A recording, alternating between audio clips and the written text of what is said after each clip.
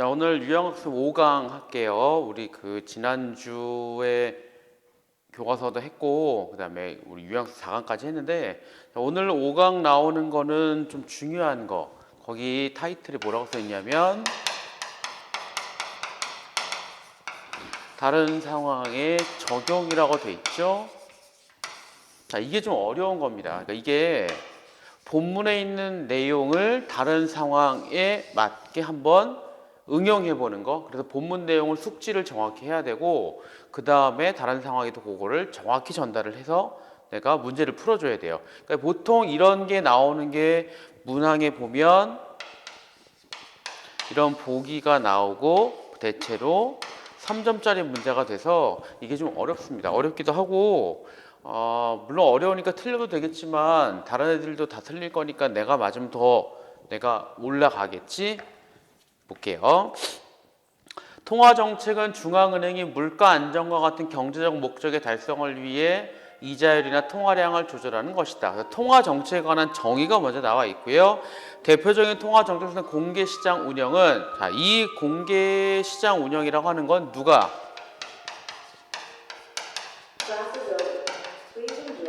중앙은행이에요. 그러니까 우리나라로 치면 이거는 한국은행입니다.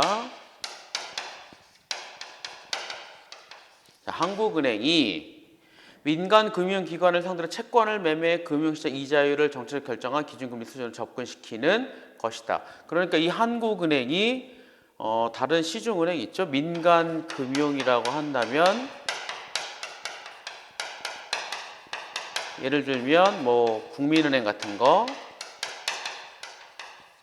그러니까 중앙은행이 한국은행이 국민은행한테 돈을 빌려준단 말이에요. 채권을 매매해 이자율을 정책적으로 결정한 기준금리 수준 접근시키는 것이다. 무슨 얘기냐면 잘 보세요. 예를 들면 이 한국은행이 우리가 보통 여러분들 부모님이나 나중에 여러분들 사회생활 할 때는 여러분들도 은행 가서 돈을 빌릴 거 아니냐? 국민은행이라고 할게요. 그리고 뭐 여기 내가 있다고 할게요. 국민은행이 나한테 돈을 빌려준단 말이지. 그럼 나는 뭘 해야 돼요? 이자를 갚아야 돼요. 근데 국민은행도 물론 뭐 사람들이 돈을 저축하는 것도 있겠지만 여기도 돈이 필요할 거 아닙니까? 얘네가 돈이 필요하면 한국은행에서 돈을 빌린단 말이야. 그래서 물론 대출, 여기 책에는 채권 매매라고 되어 있지만 편하게 이해하기 좋게 대출이라고 할게요. 그럼 여기도 이자를 갚아야 돼요. 근데 만약에 내가 국민은행한테 빌려준 이자를, 아니 거꾸로 한국은행으로부터 국민은행이 3%의 이자를 받아온단 말이에요. 3% 이자를 주고 한국은행부터 돈을 빌려오게 되면, 만약에 국민은행이 나한테도 3%의 이자로 돈을 빌려주면 이득될 게 없죠? 손해본단 말이야. 손해를 보기 때문에 여기에 3이 아니라 좀 더 붙인 5%의 이자를 우리한테 책정을 하겠죠. 그럼 우리는 국민은행에 5%를 준단 말이지. 얘는 3% 주면 되니까 한 2% 정도의 이득이 되는 거 아닙니까? 근데 만약에 이 뒤에 나오는데, 만약에 한국은행이 생각할 때 좀 돈이 덜 풀려야겠다고 생각을 하겠지. 시중에 돈이 너무 많아요. 시중에 돈이 너무 많으니까 돈을 덜 풀리게 해야겠어. 돈을 덜 풀리게 하려면 가장 쉬운 방법 중에 하나는 이거 올리면 돼요. 만약에 한국은행이 국민은행한테 빌려주고서 이자를 받는 거를 10%로 올렸다. 그러면 국민은행도 나한테, 그래? 그럼 너도 똑같이 내가 올려주겠어. 12%를 내라. 그럼 이전에는 5%만 내면 됐지만 12%를 내야 되면 7%포인트 정도의 상승이 됐죠. 그럼 내가 돈을 함부로 빌릴 수가 없다고. 그리고 또 이게 올라가면요, 어떤 사람이 봅시다. 뭐 김철수란 사람이 있다고 칠게요. 김철수는 여기에 저축을 하겠지. 그럼 여기는 또 이자를 줘야 되잖아요. 그럼 이게 올라가면 이것도 올라갑니다. 이전에는 만약에 내가 빌렸을 때는 4%의 이자를 줬다면 이게 12로 올라가고 12로 올라가면 이거는 한 11로 올라갈 거란 말이에요. 그럼 사람들이 어떻게 해요? 돈을 빌리기보다는 저축을 할 거라고. 그러면 시중에 있는 돈이 다 어디로 가요? 은행으로 가지. 그럼 국민은행도 한국은행으로 도로 보내겠지. 그러면 시중에 널리 퍼져 있는 돈이 한국은행으로 다 회수가 되는 겁니다. 그러면 시중엔 돈이 덜 풀려요. 근데 문제는 뭐냐? 돈이 덜 풀리게 되면 문제가 뭐냐면 사람들이 돈을 쓰지 않아요. 돈을 쓰지 않게 되면 사람들이 소비가 안 되고 경기가 좀 내려가요. 근데 경기가 내려가면 또 돈이 많이 필요하지. 시중에 돈이 많이 필요하죠. 그럼 다시 어떻게 해요? 한국은행이 요거를 다시 내려요. 내리면 요것도 내려가죠. 그리고 요것도 내려가겠지.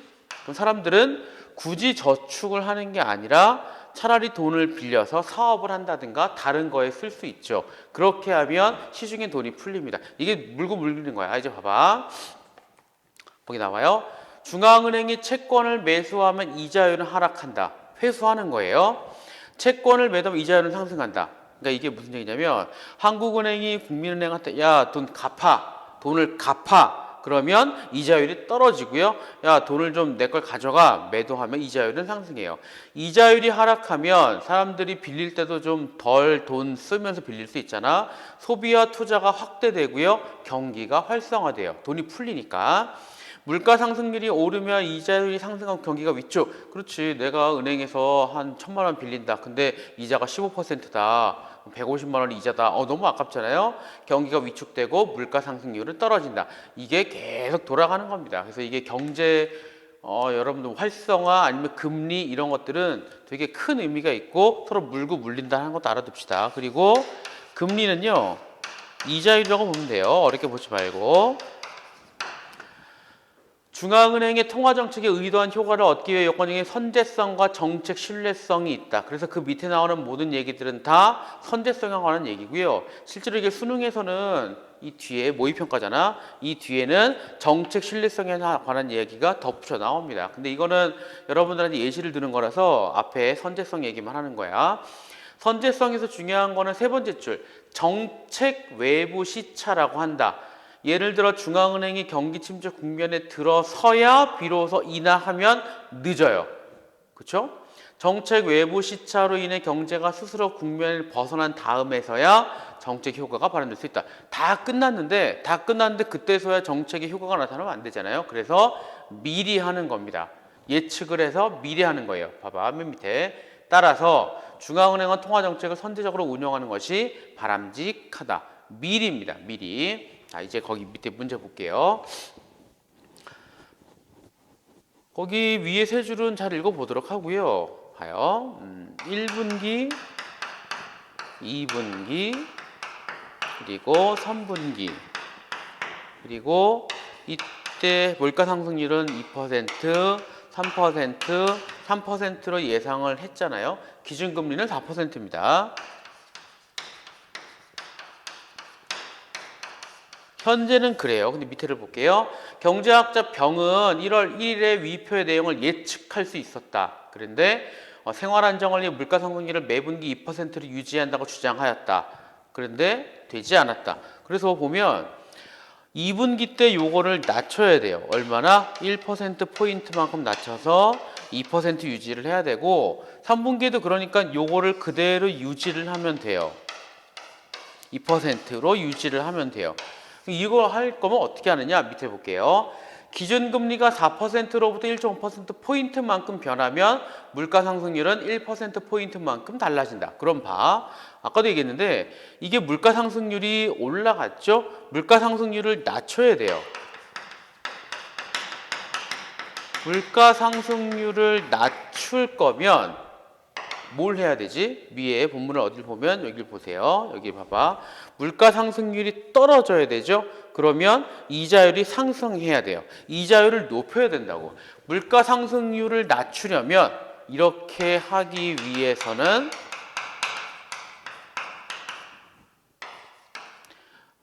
거기 나와 있는 대로 이자율을 높여야 해요. 근데 얼마나 높여야 되죠?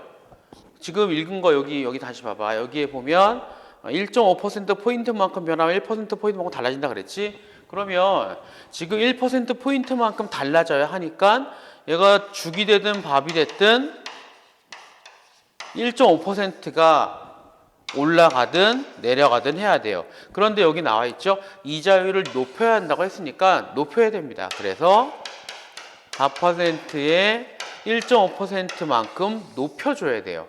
만약에 미리 높여주면 이렇게 떨어질 거예요. 그럼 이거를 다음 분기는 어떻게 유지를 해야 되느냐? 여전히 5.5%로 금리를 유지를 하게 되면 여전히 2%가 유지가 될 겁니다. 이거 찾으면 돼요. 그리고 제일 밑에 봐. 외부 시차는 1개 분기이다. 1개 분기이기 때문에 한 분기 이전에 해야 돼요. 만약에 2개 분기라면 이 시점에서 여기 예상하는 거를 미리 해야 되는데 여기는 1분기만큼 외부 시차가 발생하니까 이 시점에서 작동하면 되는 겁니다. 자, 그거에 관한 얘기가 몇 번이겠느냐? 그게 5번이에요. 중앙은행은 기준금리를 1월 1일에 5.5%로 인상을 해야 한다. 그쵸? 요 시점에서 인상을 해야 되고 얼마나? 요만큼을 더 추가한 5.5%로 4월 1일에도 이를 5.5% 유지해야 한다. 왜 그래요? 요 시점에서 유지가 돼야 하니까. 그래서 5번이에요. 그렇게 어려운 건 아닌데 아주 쉬운 것도 아닙니다. 자, 넘겨서 32쪽을 볼게요. 계속 다른 상황에 대해서 적용하는 거인 거잖아. 본문에 있는 내용, 지금 본문에 몇 줄밖에 없는 걸 활용해서 경제학적 얘기를 판단하는 거니까요. 자, 이거는 네 번째 줄. 자본주의 일상을 사실적 표현한 하이퍼 리얼리즘 대표 작가인 헨슨이 있다. 헨슨은요. 핵심은 사실적 표현이에요. 쇼핑 카트를 밀고 가는 여자는 물질적인 풍요함 속에 매몰되어 살아가는 당시의 현대 비판적 표현의 작품으로 해석할 수 있다. 세 줄 내려갈게요. 과잉 소비 성향을 보여준다. 돼 있고요. 다음 단락, 세 번째 마지막 단락 봐요. 이 작품의 기법을 보면 생활 공간의 전시 자연스럽도 전시 반식도 없이 제작하였다. 어떻게 해요? 사실적으로 표현하였다. 사람을 보고 차려그리 형태를 만드는 방법 대신에 사람의 형태 크기를 똑같이 재현하였다. 똑같이 재현하였다. 이게 중요한 거야 지금. 또한 기존 입체 작품 재료인 청동 금속재 대신에 밑에 사람 피부 질감식 색채를 똑같이 재현하였다. 마지막 줄이요. 사실성을 높였다. 이게 헨슨의 특징입니다. 왜 이걸 이야기하느냐면 자, 문제를 봐요. 윗글의 헨슨의 작품과 보기 작품 바탕으로 할 때 작가들이 자신의 입장에서 상대를 비평하는 말로 가장 적절한 것은 그래서 밑에 보면 쿠넬리스, 코수스가 있잖아요. 쿠넬리스와 코수스가 있는데 이거는 문제가 뭐냐면요.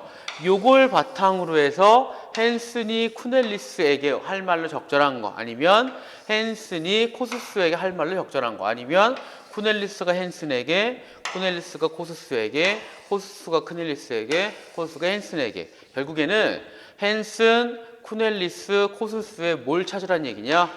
공통점과 차이점 찾으란 이야기예요. 그게 다야. 그럼 밑에 봐요. 쿠넬리스는 주변에서 흔히 볼 수 있는 살아있는 말이에요. 자, 봐. 쿠넬리스는 진짜 말입니다. 그러니까 헨슨하고 쿠넬리스는 어떤 면에서 공통점이 있느냐? 사실적 혹은 진짜 이런 거는 공통점인데 차이점은 뭐예요? 그렇다고 얘는 진짜는 아니야. 얘는 진짜예요. 그게 달라요. 그 다음 코수스는 이 의자의 사진, 실제 의자, 언어적 개념 세 가지 모두를 한 공간에 배치해서 여러 가지 방식이 존재할 수 있음을 보여주었다. 그래서 코수스도 진짜를 넣긴 하는데 코수스는 차이가 뭐냐면요. 작가의 의도를 작가가 드러내려고 하는 거. 근데 헨슨이나 쿠넬리스는 독자, 그러니까 그 관람자가 판단하는 거지만 코수스는 작가라는 면이 차이점이 생겨요. 이거를 잘 찾으면 돼. 오른쪽에 선택지 봐요. 1번. 미술은 시각적인 체험뿐 아니라 다양한 체험의 감상의 기준이 되어야 한다. 진짜입니다. 진짜. 그러니까 요거는 쿠넬리스가 헨슨에게 할 말로 적절한 거예요. 2번. 헨슨이 코수스에게 미술에서 대상 일상 평범한 것이 아니라고? 헨슨은 진짜를 얘기하는 거 아닙니까? 그럼 둘 다야. 둘 다 일상적인 거를 찾는 거고요. 그리고 또 역사적이나 정치적 가치 있는 거는 아예 언급이 안 돼요. 알 수 없습니다. 3번. 쿠넬리스가 헨슨에게 거기 뭐라고 나왔죠? 여기 그대로 제시하는 것이어야 한다. 맞지? 쿠넬리스는 진짜, 헨스는 진짜 같은. 그래서 답은 3번이에요.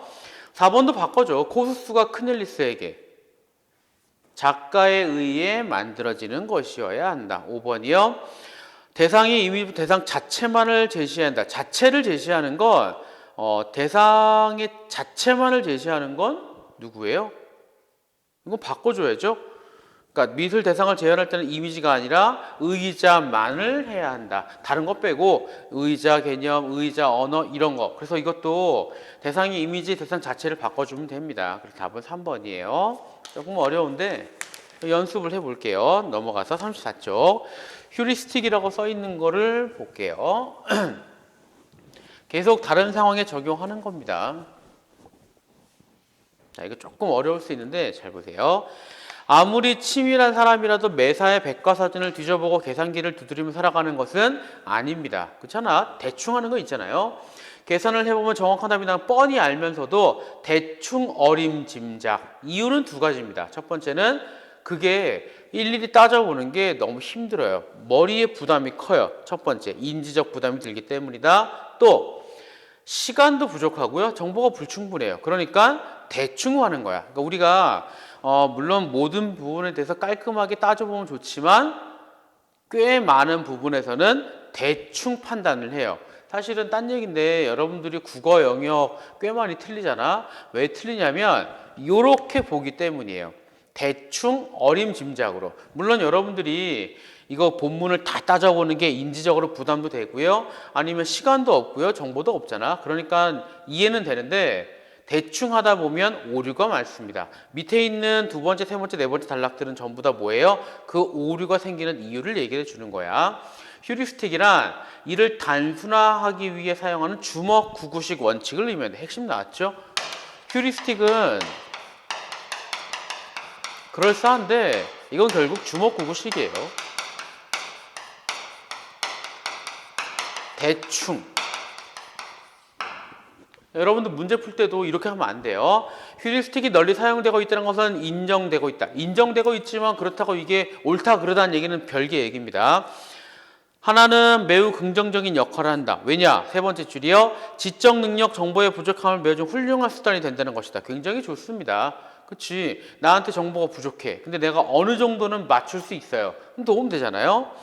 의외로 좋은 성과를 가져다 준다. 이와 대조적으로 인식에 편향을 가져온다는 점에서 부정조식과 보는 경우도 있다.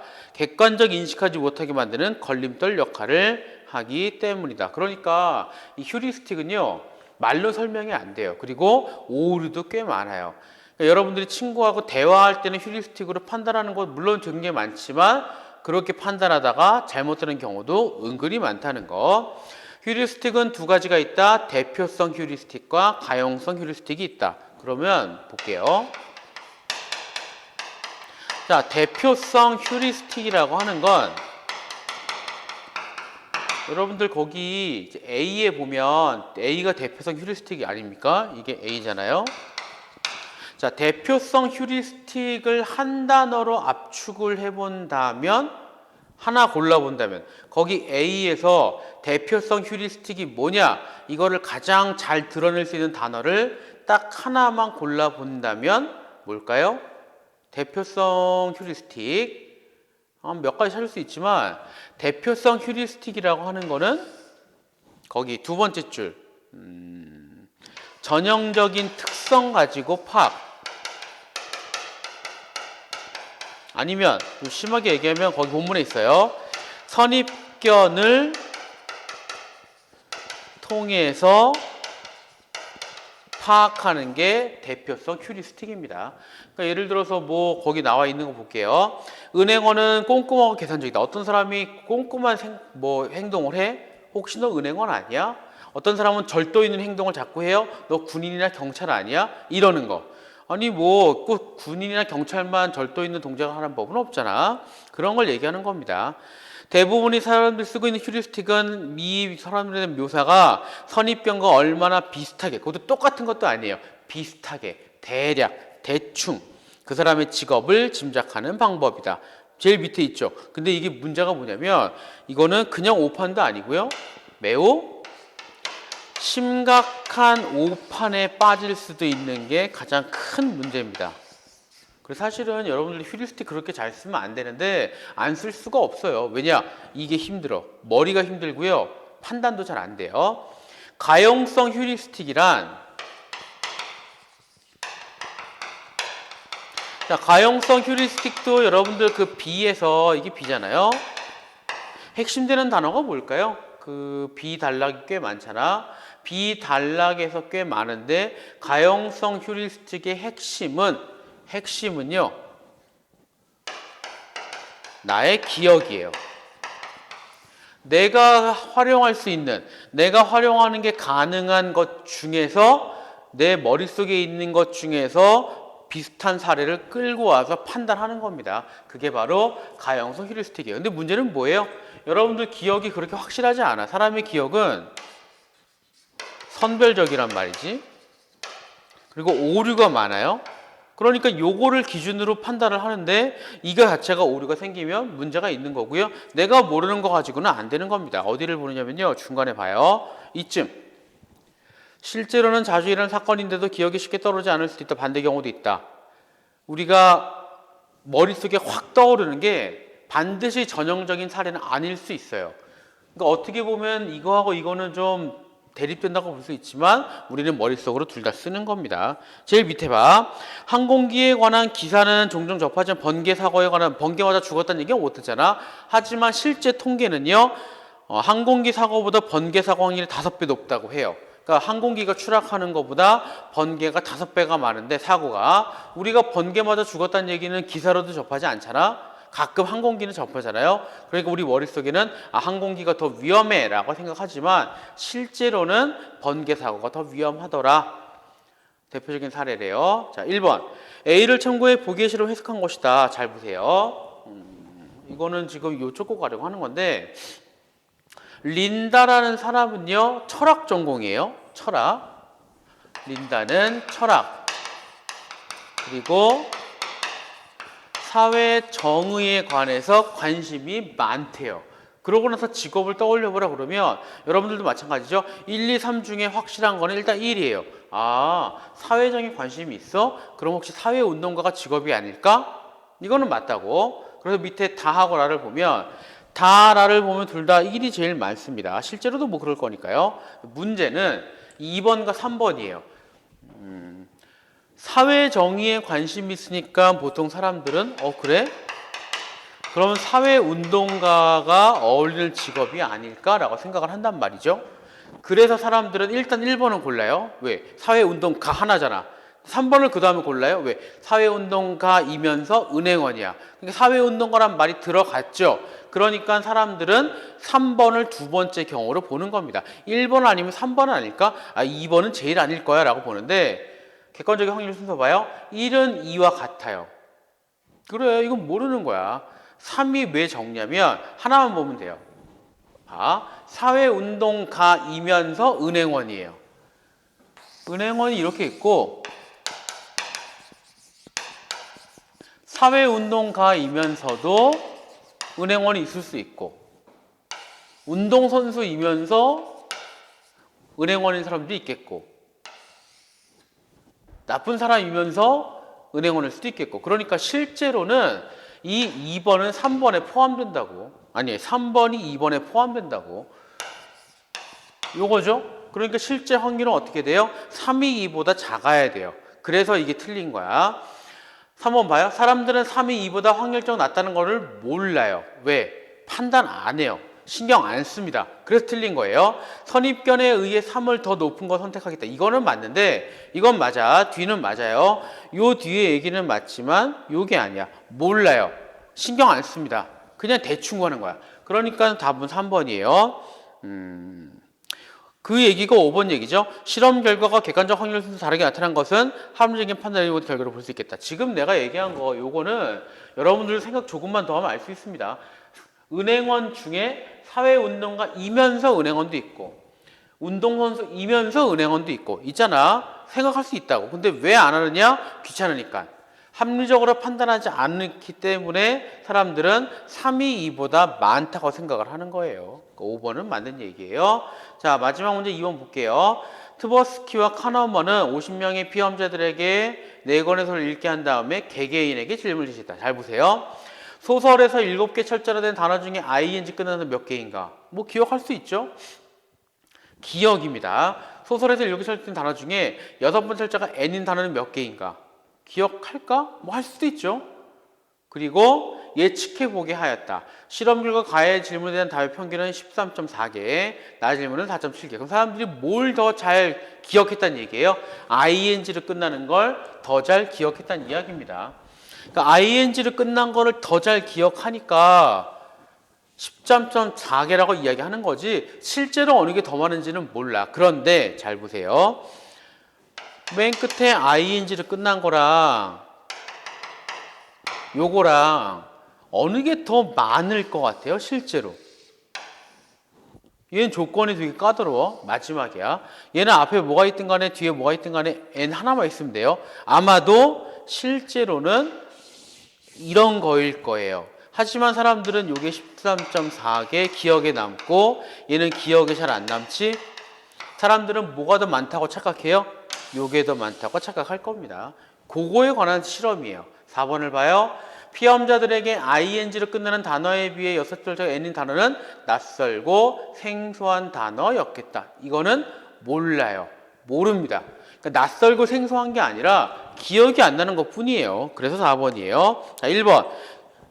더 많이 남았죠? 맞아요. 2번. 상대적으로 기억이 안 떠오른 거죠? 3번. 인지하기 어려웠겠다. 그래, 기억이 안 나니까 인지가 어려운 거고요. 5번. 같거나 더 많겠다. 이거는 명확하진 않은데 아마도 그럴 겁니다. 근데 적어도 적진 않을 거라고 우리가 추정은 할 수 있지 명확하진 않지만 그래서 4번이 틀린 거고요. 자, 넘어가서 우리 수능의 빛을 보다 마지막을 볼게요. 이거 윤리설에 관한 이야기는 좀 어렵습니다. 어렵지만 알아두면 뭐 나쁠 건 없어요. 봐요. 중요한 거. 우리는 이러한 남자 행동에 대해 행위의 동기를 중요시할 것인가, 행위의 결과를 중요시할 것인가. 크게 두 개예요. 행위의 동기를 중요시하는 입장이 있고 행위의 결과를 중요시하는 게 있고. 그래서 이쪽은 칸트가 대표적인 철학자가 되고요. 이쪽은 벤담이랑 밀이 핵심이에요. 그리고 이제 이쪽을 뭐라고 하느냐? 이쪽을 의무론적 윤리설이라고 하고요. 이쪽을 목적론적, 목적이 명확한 거. 이렇게 얘기를 합니다.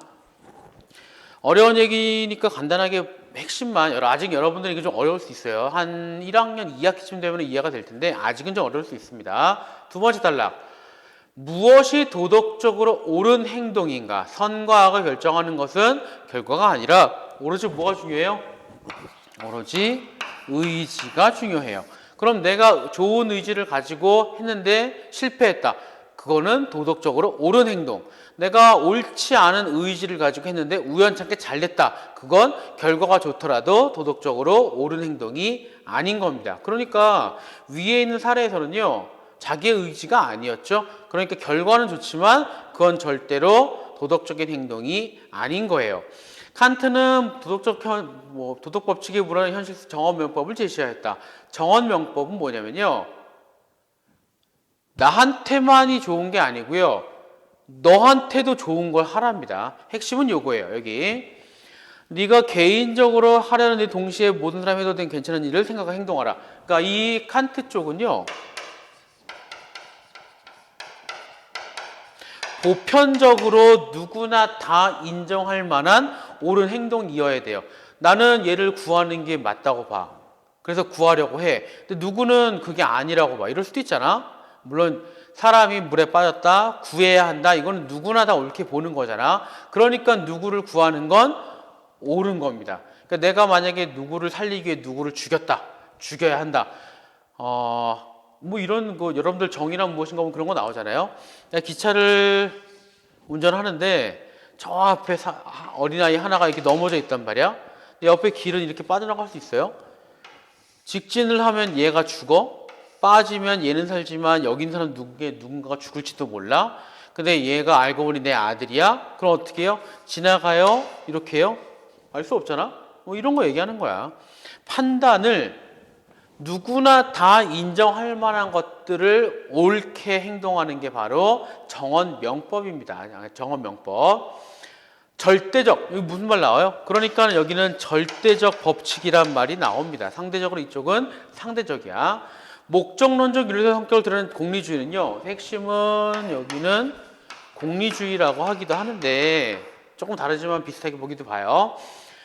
단적으로 말해 개인과 사회 이익에 초점 맞춘 세상이다. 이익은 쾌락이나 행복 걸 수 있다. 이익을 높여야 돼요. 그리고 이 이익은 쾌락이나 행복, 뭐 즐거움이라고 봐. 이렇게 볼 수도 있는 거예요. 최대 다수 최대 행복이다. 그러니까 여기는 계산을 하라는 이야기예요. 목적론적 윤리설은 계산이 필요합니다. 나 하나 희생해서 10명이 좋아져. 그럼 하는 게 맞아요. 나 하나 희생해서 10명이 잘 돼. 나 하나 희생하는 거는 사람 죽는 거잖아. 이쪽은 안 된다고 보는 거예요. 나 하나 희생해서 10명이 잘 되면 이득이야. 여기는 그런 계산 자체를 하면 안 돼요. 나 하나 희생, 결국 누가 죽는 거야. 한 명은 죽잖아. 그거 자체가 안 된다고 보는 게 이쪽이고요.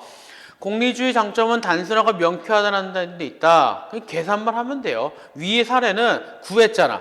구하니까 나는 뭐 내가 왠지 모르겠지만 그 구한 가족도 좋고 여러분들도 좋고 하니까 계산해 보니까 좋죠. 그러니까 이거는 옳은 행동이에요.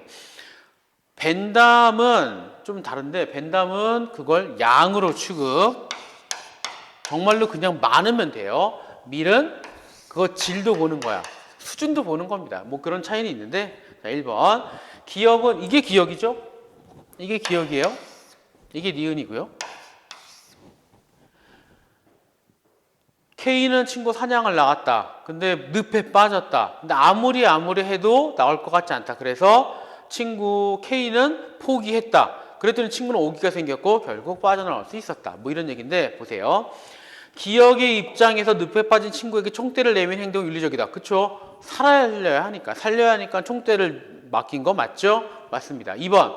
구할 가능성이 없다고 윤리적으로 말할 수 없다. 그래, 가능성이 없는 거 계산하는 건 이쪽이에요. 그러니까 이쪽 입장에서는 윤리적이지만 이쪽은 계산 따위를 하면 안 돼요. 그러니까 이것도 맞는 얘기야. 윤리적으로 말할 수 없다. 기억의 입장에서 친구를 구하기 가진 시도를 했으나 구하지 못했다면 윤리적인 말할 수 없다. 이거는 이쪽 얘기입니다. 이쪽은 실패해도 노력하면 윤리적인 행동이라고 말할 거예요. 그래서 답은 3번이에요. 니은의 입장에서 돌아다니는 윤리적이다. 그렇죠? 괜히 내가 힘 뺄 필요가 없는 거야. 하다가 나도 죽으면 어떡해요? 그러니까 그냥 계산을 해서 좀 더 많아 보이는 게 이거 맞죠? 자, 5번. 니은의 입장에서 늪에 친구 총대 내민 반복했다면 말할 수 없다. 그치? 총대만 내민 행동을 계속하면 결국 그 친구는 죽을 거예요. 결과가 안 좋죠. 그러면 이쪽의 입장에서는 윤리적이지 않은 거고 이쪽의 입장에서는 계속 노력을 했으니까 윤리적이라고 말할 수 있는 거지. 답은 3번이에요. 칸트 입장에서 보기 A 행위를 도덕적 평가할 때 이유.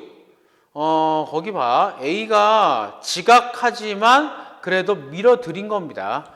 지각할 걸 알지만 밀어드려요. 왜? 그렇게 해야 되니까. 다른 사람 힘든 거 보면 안 되잖아요.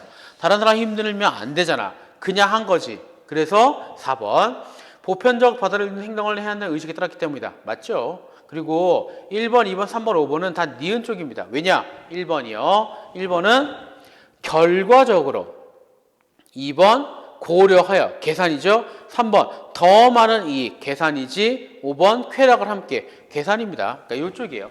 1번, 3번, 4번, 5번은 3번, 5번은 이쪽이고요. 4번만 이쪽이에요. 그래서 4번. 자, 마지막 문제 3번 볼게요.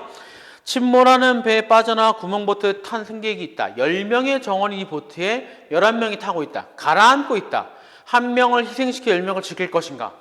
이쪽 입장은 그게 맞아요. 이쪽은 희생시키면 안 돼요. 왜냐? 선생님 다 죽잖아요. 그건 나중 일이고 일단 희생시키는 것 자체가 보편적인 절대적인 입장에서 사람 죽이는 거잖아. 안 돼요. A는 명백한 살인 행위다. 그래서 A는 이쪽입니다. B는 이쪽이에요. 1번. A는 개인적으로 하는 일 동시에 뭐 해도 괜찮은 일인지. 그래, A는 이쪽 얘기니까 맞는 얘기예요. 2번, 주어진 의무 고려하지 않아요. 계산하는 건 이쪽이에요. 맞죠? 3번, B는 윤리적인 판단을 할 때 전체 입장과 자신이 고려한다. 그래, 고려하는데 B는 이쪽이에요. 그럼 뭘 해야 돼요? 전체를 개인보다 더 고려를 해야 돼요. 왜냐? 전체는 11명이고 개인은 1명이잖아. 이게 더 크잖아. 근데 선택 3번은 뭐랬죠? 전체 입장과 이익보다는 자신이 처한 상황 바꿔놨죠? 그래서 3번이에요. 벤담에 따르면 그래 전체적인 거 벤담 이쪽입니다. 맞죠? 5번 밀에 따르면 맞긴 한데 한 명을 희생시키는 거에 고통이 너무 커. 그러니까 이건 무슨 얘기예요? 10명의 만족감, 한 명의 고통, 요 둘을 비교하자는 거지. 근데 벤담은 고통은 중요하지 않지. 하지만 밀은 질적인 것도 중요하니까 한 명의 고통이 더 클 수도 있다고 보는 거죠. 그러면 비윤리적인 걸로 보여줄 수 있겠다. 맞죠? 답은 3번이고요. 우리 다음 시간에 이제 유형학습 2개밖에 안 남았습니다. 이거 이번 주 안에 외우면 다 올릴 거니까 공부하도록 합시다. 안녕. 여기까지.